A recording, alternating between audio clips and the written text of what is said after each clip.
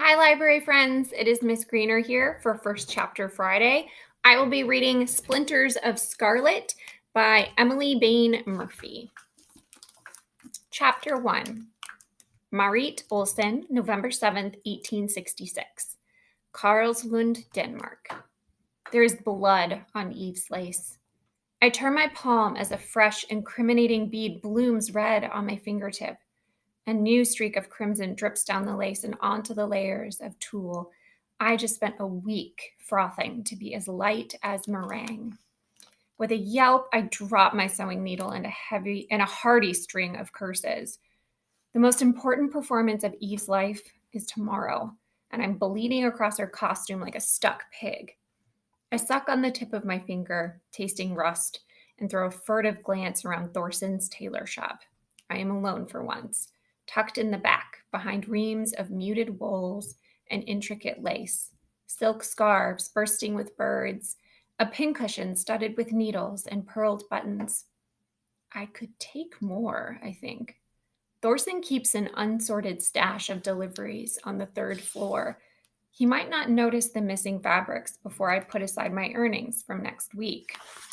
I rise, remembering how I promised Eve I'd make her stand out tomorrow. I envisioned her in a costume dripping in glass beads so she'd reflect light like an icicle in the sun, not one that looks as though she practiced arabesques for Nilas the butcher. Tomorrow, a couple named Freya and Thomas Madsen are coming to the Mill Orphanage looking for a child to adopt. The thought of it makes my heart twist. I've poked around, wringing the barest answers out of tight-lipped Ness, the orphanage director, and gleaning snatches from servants picking up their master's tailoring at the shop. From what I can tell, the Madsens live 2 towns away, still within a morning's journey by carriage ride, and they might be Eve's best chance of getting picked. If I hurry, I can grab what I need for Eve's costume before my roommate Agnes returns. Otherwise, she'll snitch on me before I even make it back downstairs. But just as I reach the first step, the bell over the door tinkles, and Agnes herself bursts in with a swirl of leaves. I freeze with my hand on the banister. "What are you doing?" she asks, unlooping her scarf. We work side by side in Thorson's shop and have boarded together in the cramped room upstairs since I aged out of the mill myself 3 months ago. For someone who's barely older than I am, Agnes is as nosy and crotchety as a spinster, but worse, actually, because she has more zest for snooping. I say, but she isn't even listening. "Did you hear?" She cocks her head and smooths her hair from the wind. My heart falters. She looks positively gleeful. The only time she ever looks that way is when she's about to deliver bad news. "What?" I whisper. The mill's in a panic. That prospective couple, the Madsens, they aren't coming tomorrow anymore. Agnes squints at me, her lips curling into a miserable smile. "They're coming today." My mouth goes dry. The deliciously selfish part of me whispers, "Maybe now they won't pick Eve." I kick at that thought like it's a dog that won't stop nipping at my ankles. Agnes watches my reaction with growing pleasure, and when I turn, she follows. I stomp up to the second floor, trying to drive her away. "I think I saw a mouse up here," I call over my shoulder. She squeals and hesitates for half a moment until she sees me bypass our bedroom and continue on. "Where are you going, Merritt?" she yells, charging up the wooden stairs behind me. No one ever wanted either of us, but I hope I hide it better than she does. She aged out of the mill a year before I did, and the bitterness has settled into her like rot. The kind that repels people with one whiff, the kind that doesn't want anyone to have what it doesn't.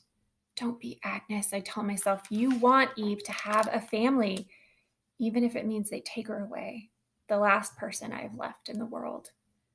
Maybe this time my mind will finally stitch these lies well enough to hold.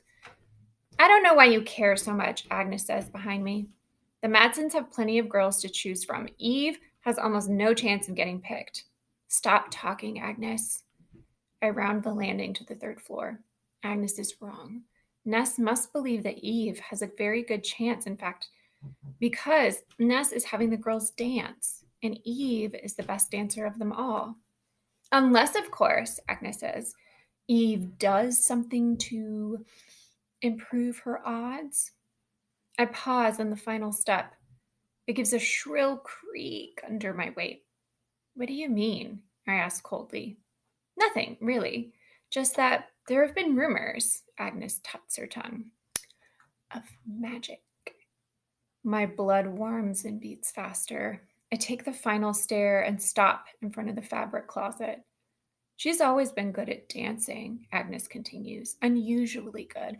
Perhaps unnatural? Eve doesn't have magic, I say. Magic. To excel in a single area since birth, like a savant, and do things others can only do in their dreams. Magic. That gift that comes with a hefty price. I shudder and think of my sister, Ingrid, of the blue frost that laced itself beneath the delicate skin of her wrists. Agnes shrugs. Using magic might get her picked, she says in a sing-song voice, until the fern turns her blood to ice. I kneel to sort through the boxes, gritting my teeth. Agnes is such a shrew. Eve doesn't have magic, I repeat. If anyone would know, it's me. I grab a handful of fabric and a spool of gold thread before Agnes suddenly seems to notice what I'm doing. Hey, you didn't pay for that, she cries. I straighten. All I can think about is Eve, waiting for me at the mill, her heart in her throat, her fingers tapping. How much I want the Madsons to pick her today, how much I don't. I'll tell Thorson. Agnes crosses her arms and steps in front of me, challenge swimming in her cold blue eyes. He'll kick you out, and I'll have our room all to myself again.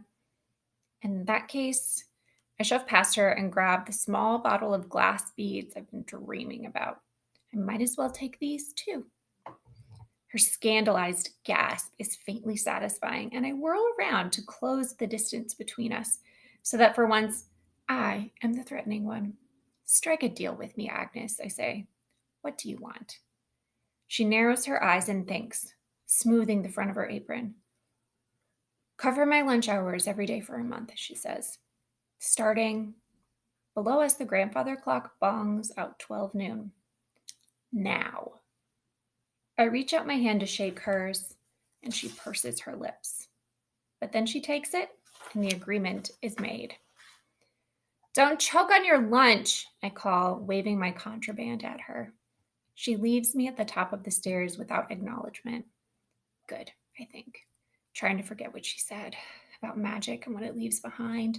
A fern that frosts your veins until, eventually, it freezes you from the inside out. My hands tighten around the beads. Agnes has to be gone for what I'm about to do anyway. This has been the first chapter of Splinters of Scarlet by Emily Bain Murphy, and you can get it from the Niles North Library.